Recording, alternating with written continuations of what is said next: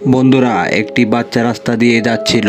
হঠাৎ সামনে একটি প্যারাক বাচ্চাটিকে বাঁচানোর জন্য মুখোশম্যান ধাক্কা দেয়। মেয়েটি কান্না করে এবং তার বাবা জিজ্ঞেস করলে সে মুখোশম্যানকে দায়ী করে এবং তারা অকারণে মুখোশম্যানকে মারে। এর আগে তুমি হিন্দু হলে কমেন্ট করো আর মুসলিম হলে ভিডিওতে লাইক করে চ্যানেলটিকে সাবস্ক্রাইব করো। আজকে দেখা যাবে হিন্দু থেকে মুসলমানের শক্তি কত বেশি।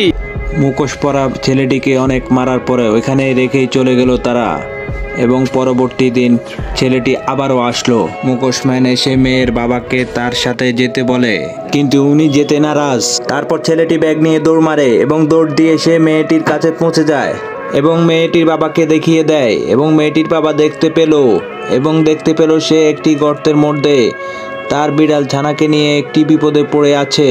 তারপর বিপদ থেকে মেয়েটিকে উদ্ধার করে এবং বিড়াল ছানাগুলোকে উদ্ধার করে এবং তারা নিজের ভুল বুঝতে পারে এবং বুঝতে পারে ওই দিন ছেলেটির দোষ ছিল না।